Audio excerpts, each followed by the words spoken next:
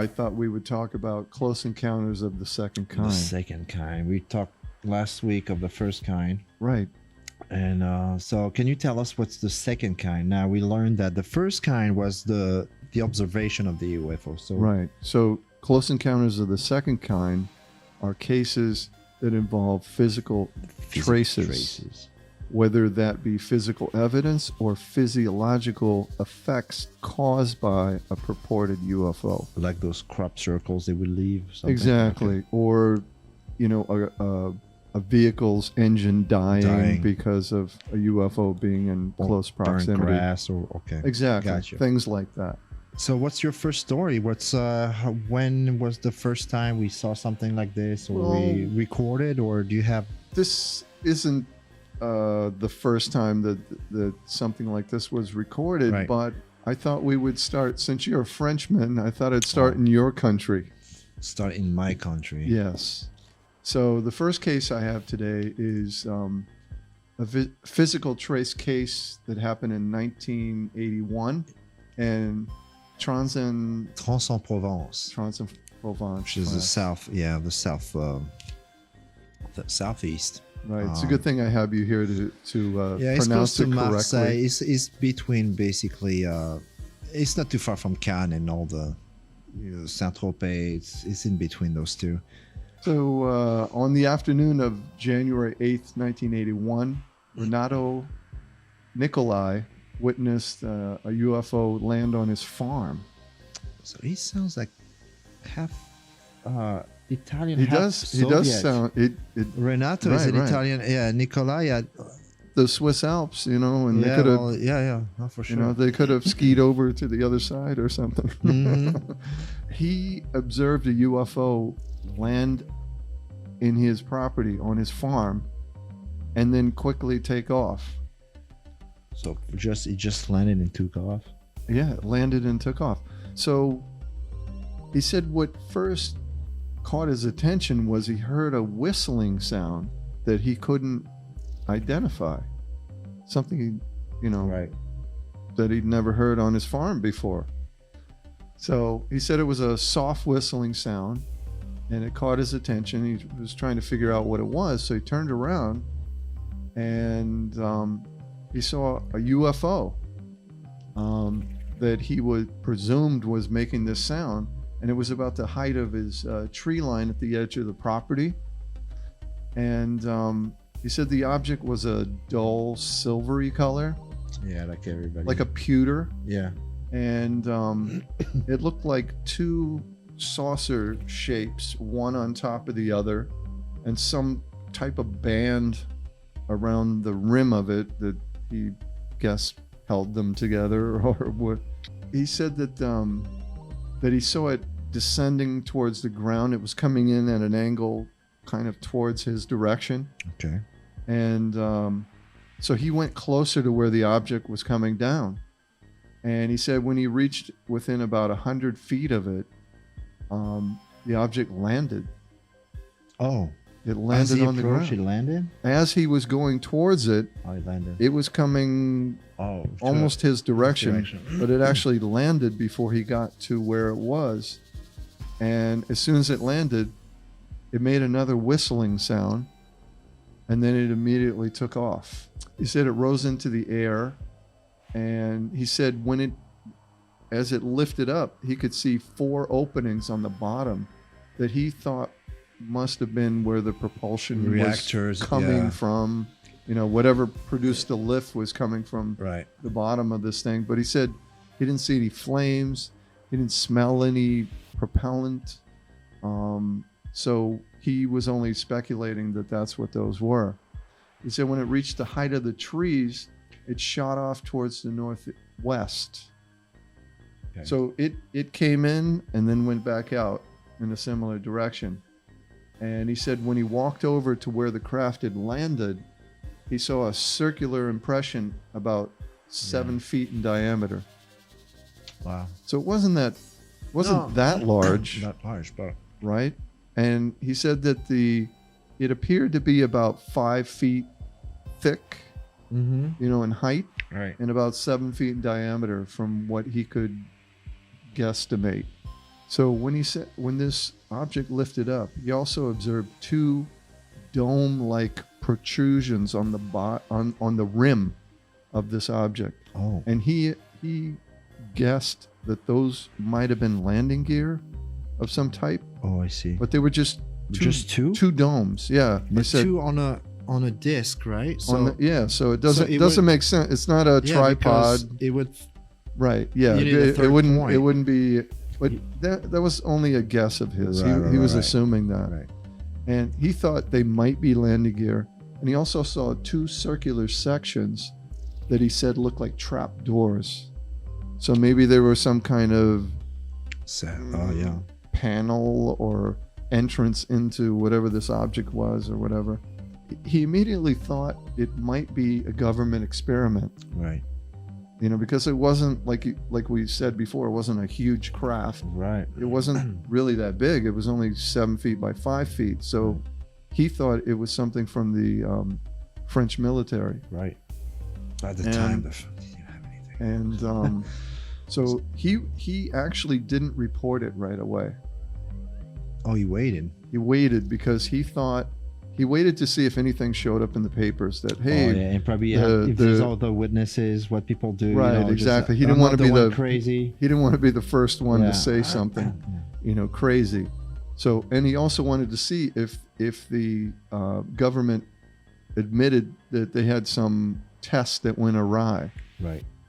So nothing like that showed up in the press. He decided to report it to the local gendarmerie. Gendarmerie, which is basically the state troopers, the national right police. Yeah. So they came out to look at the site where this supposed object landed, and they collected soil samples and other samples inside and outside the area of the impression. And did they find anything? They did, but the gendarmerie reported it to, you can pronounce this better than I can. The GPAN, right? Groupe d'études des phénomènes aérospatiaux non identifiés, which means the study group of aerospatial phenomena non-identifiable. Right. Which is kind of like a division of NASA or something like that for the US. It is a phenomenon. It's I think you have something in the same way that. So when they showed up, they took their own test samples. Right. Right, because they didn't want anything that was contaminated by somebody else. Right. They want a clear, they objective. Want to do their own measurements. They wanted they wanted to do their own testing. And these samples were analyzed by several government laboratories.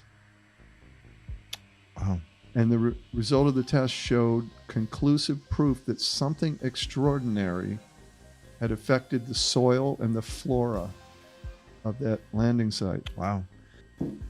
As an example of that, do they know the temperature? Do they know? Well, yes. They suspected that the temperature of the soil was heated to approximately 600 degrees Fahrenheit. Wow, that's hotter than an oven. Yeah, that's pretty hot. Broiling. Not enough to melt the soil, but not to turn it to glass, but that it was affected. And they said that the plant life was affected by whatever was being emitted by this object. Oh, yeah, like radiation or whatever it is, yeah. Did they find anything else? I mean, I know some places like the crops, supposedly, they find crystals, like crystallization of the soil, the plants. We're going to get to that now. Oh, okay, sorry. Okay, I'm getting ahead. So that's the French Space Agency. Agency, yeah. Right. CNES. Right. Took some measurements and they did some drawings. So you could see from this drawing here, this is where he was initially. He observed the UFO over here coming in down towards the ground. Oh. So he ran forward and came to this position here. So this was about 100 feet away from the object. Okay. He said then the object landed, and as soon as it landed, it made another whining sound, and then took off in this direction here. So almost the similar direction that it came from. Right. Right. So this is a drawing of what he claims he saw. And they added 2 more legs. You said yeah, two, you so can see. it's probably unless 4, those are the 2 doors that he saw, and these are the 2. But the doors were oval. Round They things. were round. He said.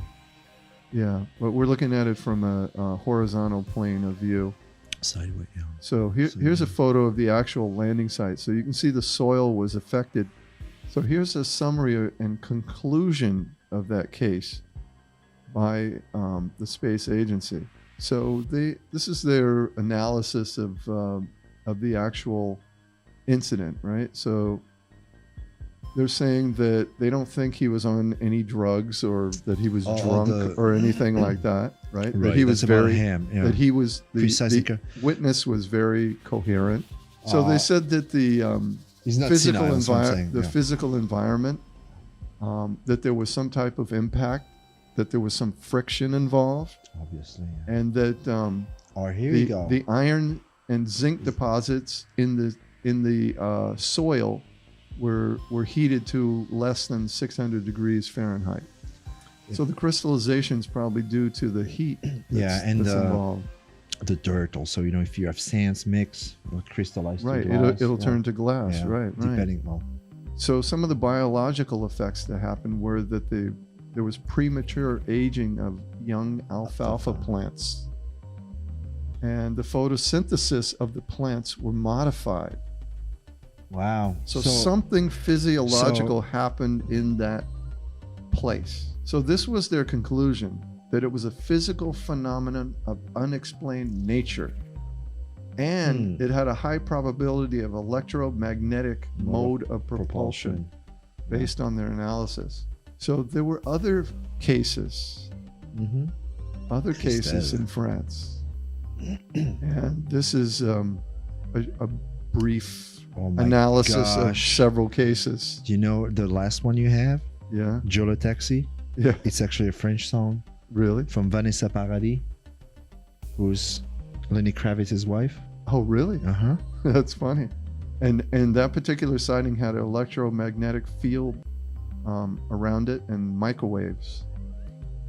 And there were microwave effects on plants that were birch leaves that were damaged due to the radiation. So we're going to move into America now, back to the U.S. One of the more famous cases as well. This one's known as the Cash-Landrum Case. On December 29th in 1980, Betty Cash and her friend Vicki Landrum and Vicki's grandson, who was 7 years old, Kobe, they were driving to play bingo like they did on every Monday night. Bingo! And when they arrived to the bingo hall, they realized that the game was closed that day because of the holiday, the Christmas holiday season. So it was closed from Christmas all the way through New Year's, and they didn't know that. So when they arrived there, it was locked up. The lights were off. They saw the sign in the window, and they're like, "Oh, we should have figured." So instead of wasting the trip that they had taken, they decided to go out and have dinner. So after dinner, they were driving back home, and they were driving on State Road 1485. As soon as they turned onto that road, Colby, what state are we in? This is in Texas. Oh, Texas. Yeah, you didn't tell me. I'm sorry, I didn't tell you. This was in Texas. And as soon as they turned onto Road 1485, Colby was sitting in the back seat, and he noticed a bright light above the trees and pointed them out to his grandmother, Vicki Landrum. Since they were about 35 miles from Houston International Airport, she thought it was a plane landing. It was low, but it was probably just a large plane landing. Right. When they reached about a mile from where this object seemed to be flying or coming down, they realized that the aircraft was something unusual, that it wasn't a plane. It wasn't moving like they originally thought. They continued driving closer, and they could see a reddish colored glow coming from this object. And when they saw the object, it was floating above, several yards above the roadway in front of them, and it had an intense flame that was shooting out of the bottom of it. It was shaped like a diamond. So hold on, this one has a flame. This one has a flame underneath, almost like it was a rocket or something like that, right? Or V2, well, yeah, whatever. So it was a diamond shaped vehicle that the top was rounded, and these corners in the center section were rounded as well. As they got closer, the inside of the car started overheating. It started getting very hot inside the car. And they assumed that the heat was coming from that flame that they were seeing. Because they were close to the object now, and it was above the road, and this flame was shooting down towards the road and causing what they thought was the reason for the car getting hot inside. Betty Cash slammed on the brakes at this point so that they wouldn't get any closer to this object. So Vicky Landrum, because she slammed on the brakes, lurched forward and put her hands on the dashboard. And the dashboard had heated up to a point where the plastic was so hot that it melted her. Her hands pushed the plastic in and left impressions of her fingers in the vinyl. Wow. So that's how hot the inside of the car was becoming. Like a microwave, huh? Or something. Yeah. Are they still alive? Or is there, do you know? Colby is alive. They got cancer or something? The other two, yes. The other two have passed. Yeah. Sounds like that radiation. So Betty got out of the vehicle. She's the only one. Because she wanted to get a closer look at this thing. Oh. And it was so hot inside the car. Right. So Vicky was scared, and so was Colby. Colby was hiding on the bottom of the floorboard in the back seat. Right. Scared of whatever this object was, and she didn't want to go outside. Plus, she wanted to stay with Colby. Right. Like I said before, the object was diamond shaped with this flame shooting out of the bottom. It was floating above the highway in front of them. And then Vicky described the object as being a dull gray color, like most, like metallic that gray color. And she said it was as tall as a water tower. So that's pretty tall. That's pretty tall. I mean, if we're talking like if you think of water towers, you drive through any town and you see a water tower, they're generally pretty tall. Yeah. A good 50 feet usually or more. Easily, yeah. She said it sounded like a flamethrower at times. And then that sound changed sometimes, and it started making high-pitched beeping sounds. Really? Beeping? So between the flamethrower sound, it started beeping. And it would go back and forth. And she said it had a flammable smell to it, like lighter fluid or fluid, like lighter fluid or something like that. Yeah, it sounds man-made. So it sounds like it was man-made, right?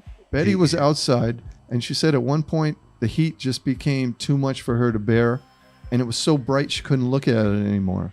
So she went to go back into the car and burnt her hand on the door handle. Oh, wow. Because the outside of the car was so hot.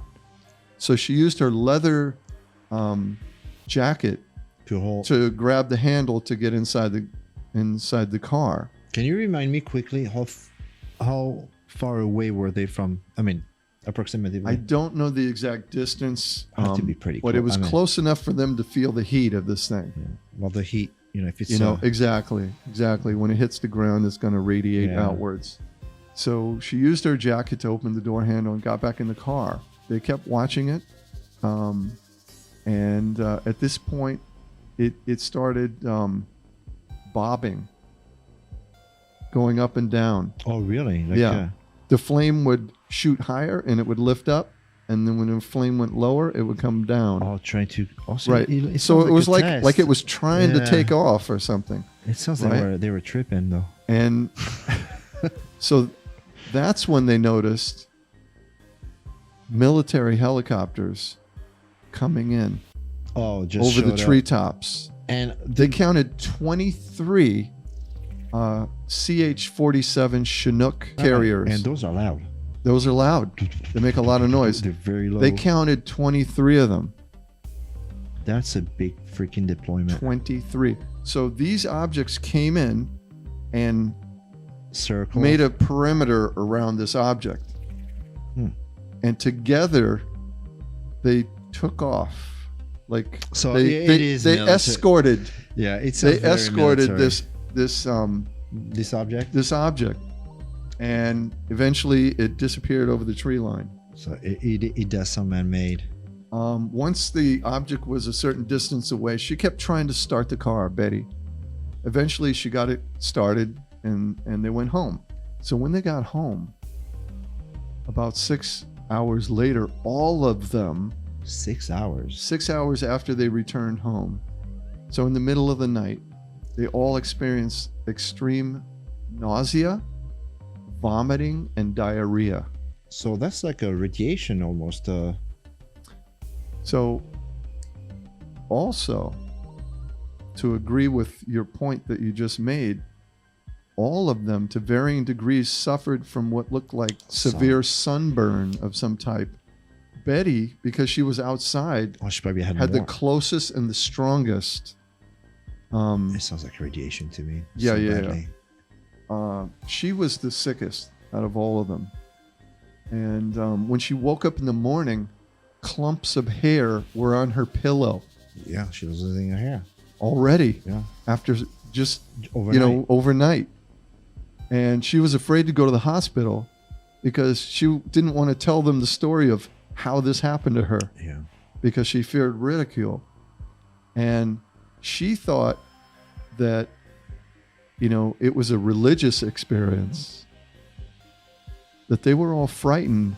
Well, but they thought that Jesus was coming. Well, most of the, not to go into religion, but most of the people that are afraid or don't know, when they don't know, they go toward religion because it's easier to... Right. At least there's an explanation. An explanation, of some sort. Of some sort. So it took a while for her daughter to convince her to go to the hospital. So when her daughter finally convinced her to go to the hospital, they ended up keeping her there for 1 month. Yeah, that's a long time. Yeah. Her physician stated that her condition was caused by extreme radiation exposure. Right. That there wasn't any other explanation. Because of that fact and the fact that there were these military helicopters that surrounded this object and escorted it off. Escorted. Yeah, that's the escorted. word. Yeah, that's the word, the key word. So what happened because they saw all of these military helicopters, and because of the radiation exposure that they all suffered from, especially Betty, she eventually sued the military. Good for her. For causing this radiation to her. Obviously, this medical expenses, physical damages, and physical and psychological damage. Psychological. But unfortunately, the judge cited that the case lacks substantial evidence. Of course, it does, because the military didn't admit to it. Of course, they won't. So nothing new. She lost her case. She lost her case. So let's take a look at some of these photos now. So here's one of the newspaper articles, right? And this is their interview, and it says here that they live in pain and terror after an attack by a blazing UFO. Blazing UFO. Right. So here's a picture of the back of. Yeah, you can tell that looks like radiation poisoning, it looks like chemo, there. Exactly, like chemo. Yeah, chemo. Exactly, it's radiation of some sort, right? So here's some more pictures. Look on the side of her head. Look at the spots on the hands. And then look at the hand from the radiation poisoning. Right? Like a werewolf hand. Scary, right? So this is the actual roadway where it happened. Right? Grainy photograph. Old photos, scanning. And here she is out there showing some investigator or news reporter. There. It was right over there. Yeah. And he went over 45. Oh, this was a MUFON investigator, Alan C. Colt. Here is a, an artist's rendition of what they saw. Oh, like a pyramid. Right above the road here, and these helicopters up above, and it's very Hollywood looking, right? And so let's talk about another very famous case. And this one also has a lot of evidence associated with. So this is the Lonnie Zamora case, which happened in Socorro, New Mexico. And on April 24th in 1964 at about 5:45 p.m. Mountain Time. Now we're going back to the 60s. 20 years ago. Yeah, 1964. And Lonnie Zamora is a Socorro, New Mexico police officer. And while he was on patrol, he observed a black vehicle speeding past the courthouse. So he called it in and went in pursuit of the vehicle. And the vehicle was about 3 blocks ahead of him at this point. When he chased the vehicle, they went to the outskirts of town. Right. The vehicle was driving towards the rodeo grounds at the edge of town. And as they got to the edge of town, he heard... What did you say? The rodeo? Rodeo grounds. Oh, you mean the actual rodeo? Rodeo. Oh, yes, okay, where gotcha. they have their rodeos. Oh, yeah, because they're in New Mexico. That's right. Right. As he reached the outskirts of town, he heard a loud roar sound. And he saw a flame in the distance.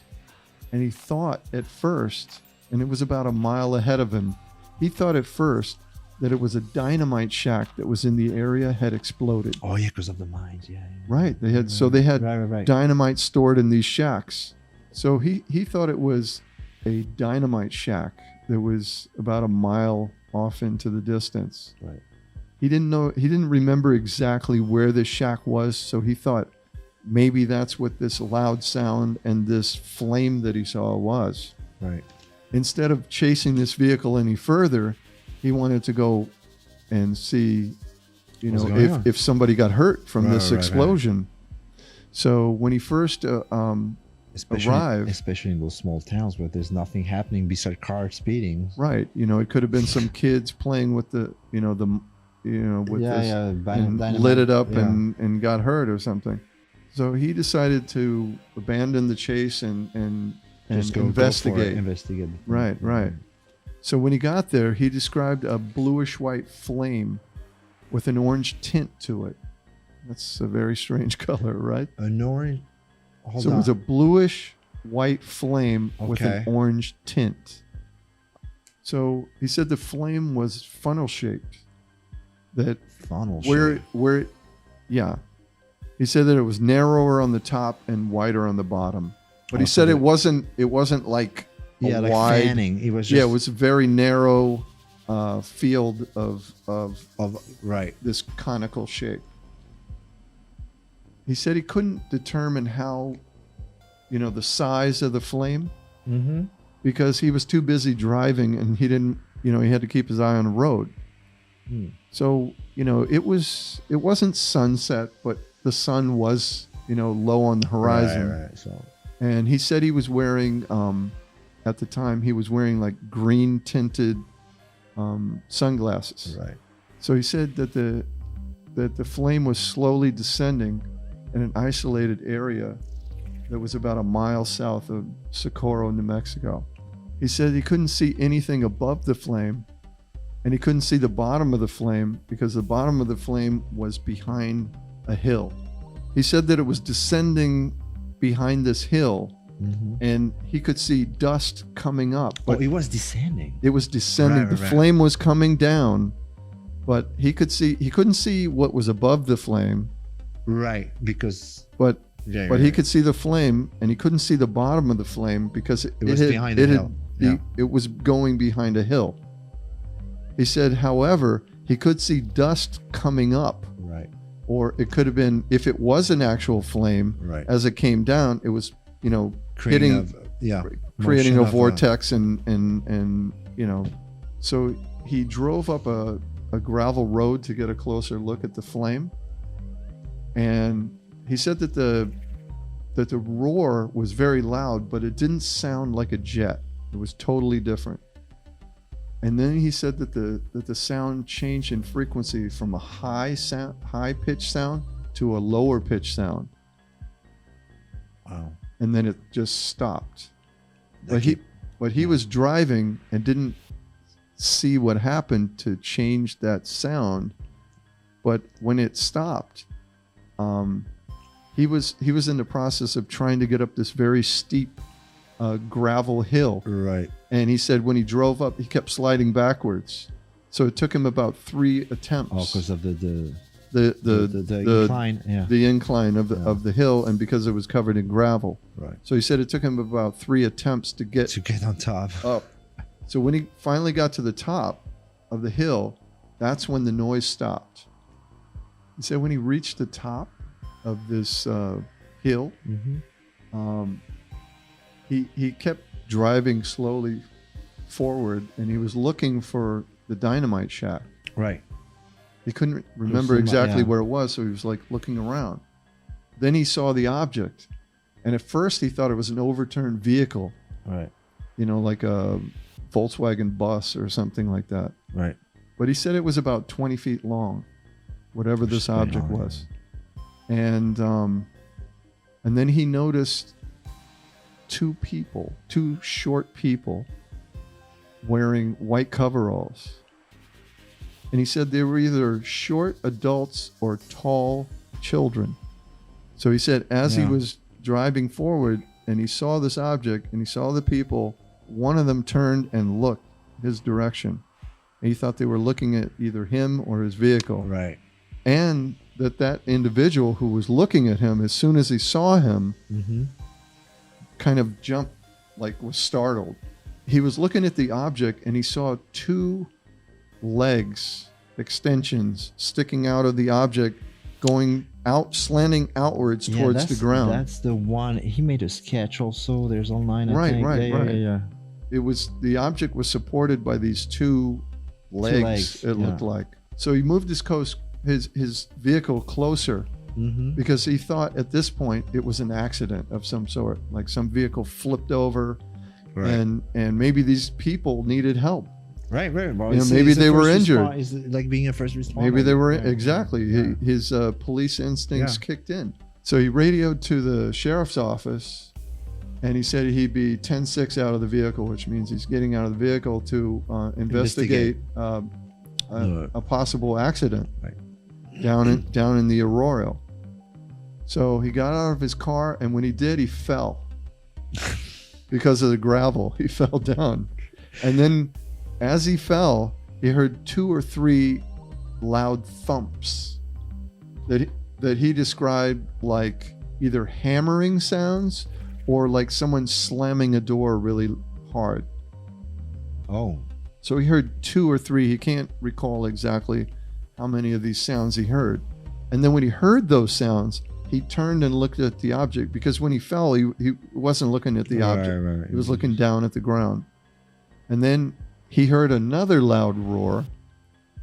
And since he was much closer to the object now, because he had gone slightly down this hill, he was closer to the object at this point. And because this sound was so loud and he had seen this flame before, the frequency was rising. He thought this thing might explode. Right. Oh, yeah. Yeah, because he thought this thing might be getting ready to explode. Right. So he jumped down and hid behind a hill. Has to be funny. Because he thought this thing might explode. Right. When the sound stopped, he heard this whining sound, and then it kept getting higher in frequency, the sound.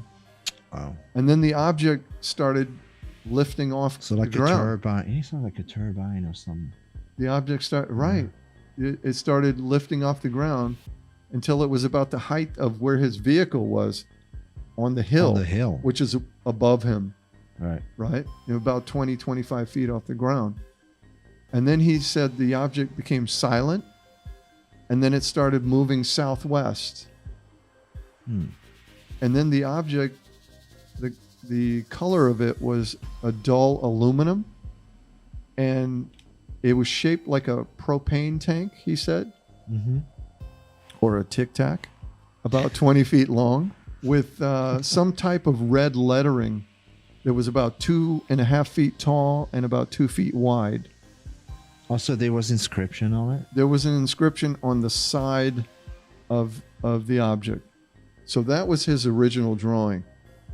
But there's speculation over whether this was the actual insignia that he saw, because it was said, and I don't know if it was by the FBI or the Air Force or Dr. J. Allen Hynek or whoever it was, but they said you should not draw the actual symbol. You should draw something else, so that if someone else reports this and they draw this symbol, we know it's phony, which is pretty clever. Pretty smart, but it's also actually pretty clever. So, we don't know if this was the actual the shape that he drew.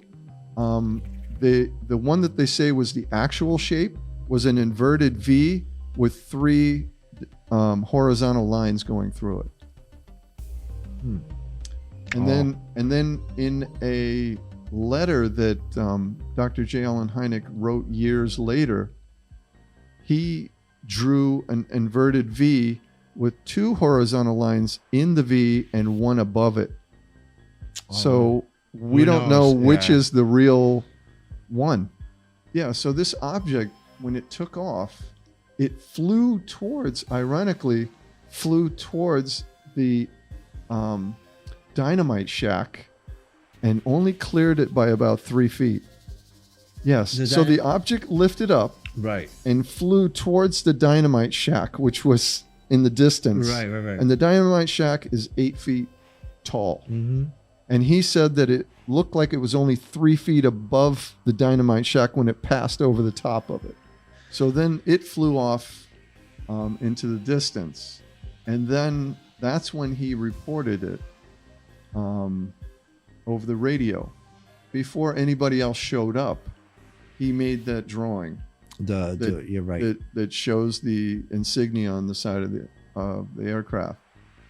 A New Mexico State Police Sergeant and the Socorro County Undersheriff responded to the scene when he made the call over the radio. And when they arrived, they noticed a scorched circular area about 30 to 40 feet in diameter on the ground. There were also 4 V-shaped indentations in the soil, 8 inches by 12 inches across and about 3 to 4 inches deep, spaced out in a rectangular formation. So first, you had the New Mexico State Police Sergeant show up with the Socorro County Undersheriff. They witnessed, this large circle on the ground and these impressions. And they said that the edges of the impressions had dirt pushed away. Oh, like a small blast. Not a blast. No, I mean just because they were on an angle. Right. When they touched down, they pushed the dirt sideways on the outer edge, and that there were also 2 circular imprints in the ground that were about 3.5 inches in diameter and about 1/2 inch deep. One other observation that's not in the report is that there were footprints at the site. Footprints, Right, he reported footprints. So he claims that there were footprints left on the ground, but you won't find that in the other reports that I've seen, possibly in the Blue Book files. But the Air Force was contacted, and because they thought maybe this was some experimental aircraft, right, that we've seen before, right, because not far away you have military bases and things like that. So ironically, though, somehow the FBI found out about it, and not that long after. And it's not their jurisdiction right? to investigate UFO sightings. Right. That's not what they do. So the FBI agent was there to take Lonnie Zamora's testimony and whatever, information the Air Force would share with them. The Air Force took photographs of the impressions in the ground. Mm-hmm. They took measurements of the site. Right. And samples of the vegetation that was right, because there was burning vegetation when they arrived. There were 3 bushes or plants that were smoldering, that were inside this circle, right. and there was one outside that was also smoldering. Wow. So there is obviously some type of something. Yeah. So they took samples of these things, and the burnt bushes were analyzed for propellant residue, and the test came back inconclusive. They couldn't figure out what had caused this burning of these plants. So Dr. Jalen Hynek, mm-hmm. the consultant for Project Blue Book, was sent out to also speak with Lonnie Zamora and to also evaluate, his evaluation of the evidence right. of what was there. They thought at first that this could be a prototype for the lunar lander. Right. That's why we had talked about that. Right. Yeah. They thought that this was a prototype for the lunar lander. So they looked into where there was only one of them, one prototype. And that prototype was in Southern California at the time. Really? Yeah. On that day. Doing tests in Southern California. Jalen Hynek was... he was perplexed by this. This was one of the cases that really puzzled him. Right.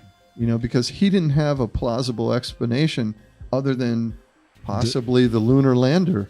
And that cop. And he was a very reputable police officer and very believable.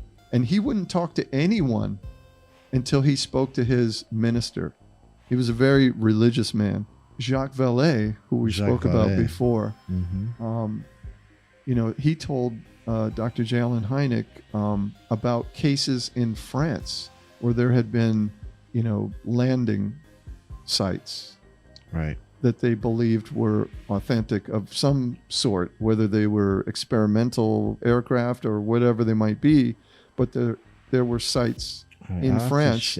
So it wasn't until this particular case then they start looking into it, that when Dr. Jalen Hynek investigated this case, that he started thinking maybe there's something to the UFO phenomenon that's outside of a natural explanation, right, an earthly explanation. This was the one case that kind of pushed him over the edge. Talking about Project Blue Book, the director at the time was Major Hector Quintanilla. He took an interest in this case because it was one of the best cases they'd ever had with the most evidence, right, that they could scientifically test. Like I said, they tested these burnt bushes. They took their measurements. They were able to try to determine the weight of whatever this was based on the size of the impressions on the ground, right, and how deep they were. Yeah. Right. So they could and that it was 4 impressions. They could kind of guesstimate the weight of this object. Yeah. Right. And exactly the scale of it as well. He took an interest in the case, and he tried to figure out what this was, right, because they all thought it was some type of military aircraft of some sort. Which it sounds like it is. Which it sounded like. Yeah. It could be. Could be. Right? He checked with NASA. Nothing. The lander was in California at the time. Not that they didn't have anything. Yes, the SCIF, sensitive compartmented information. So if you're not in that program, you don't know about it. Yeah. So it's possible that there was some government program that he wasn't privy to. Right. But he investigated it all the way up to the White House, he said. And he said, I want to know what this thing is. Mm-hmm. And they never found out what it was. But as we said before, if it's a sensitive program, There's no way if you're not know. working in it, you're not going to know about it. Very interesting. So I want to thank everybody for tuning in. Yeah, thank you for and thank you to you for all the information you brought again. Well, I try to do my best. And like we said before, we're not experts by any means. By any means. And we're just only providing information that bring conversations. Right. Right. So if you have any information or know someone about the cases we spoke about or any other cases, or maybe you have some personal experience, documents, photos, right, also let us know. And don't forget to hit that subscribe button at the bottom and that little bell if you want notifications. Thanks again for a good conversation, and we'll see you next time inside the Skiff.